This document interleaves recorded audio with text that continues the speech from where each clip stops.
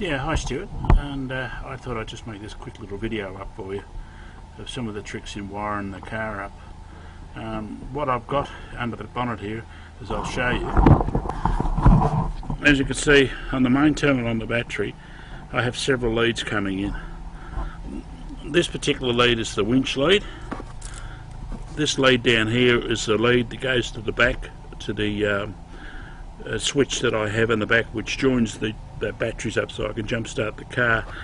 Under the bonnet here I have an isolation switch on the wire going to the back in case I have a short in the front or the back of the car. I can isolate everything.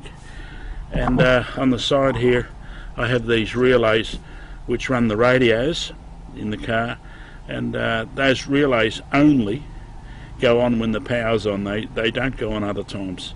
So you don't leave a radio running all night and come back and have a flat battery.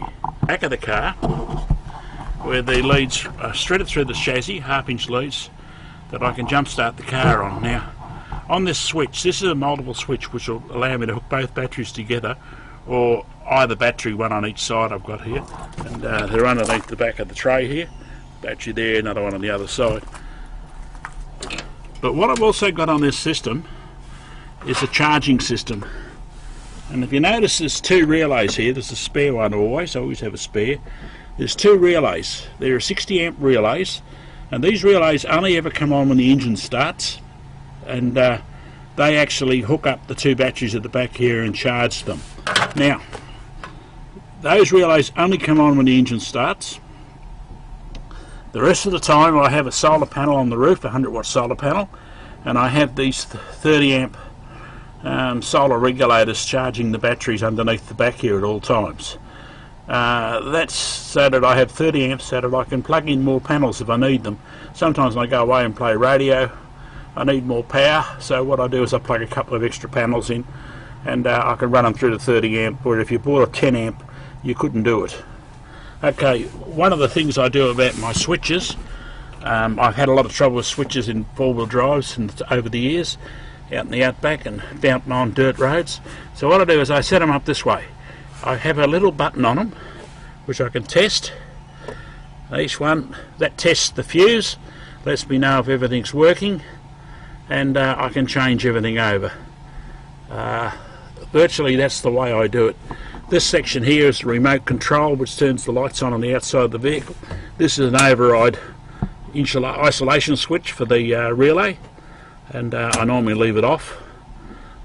Yeah, that's about it.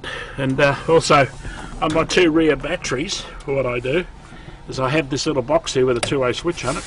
And as you can see, that reads the voltage in the battery on the driver's side, which is 13.9 at the moment.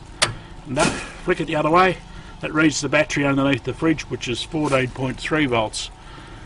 And in the middle, it's neutral.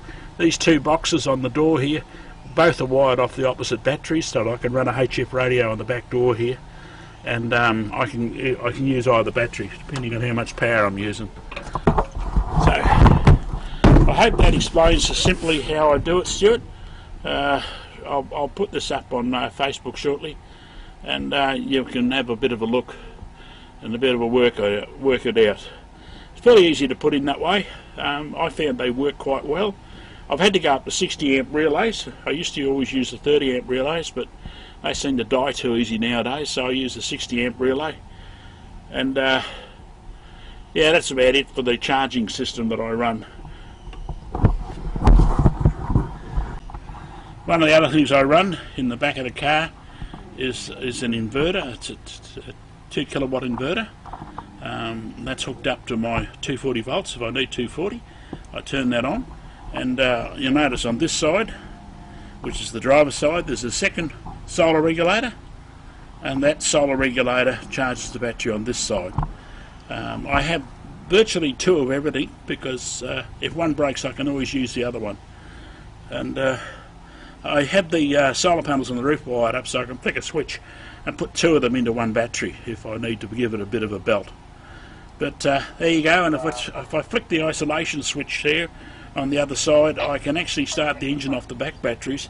But also if I flick the switch there, I can actually charge the engine battery on the solar system at the back. So it works. and of course the CFA have to talk at the same time.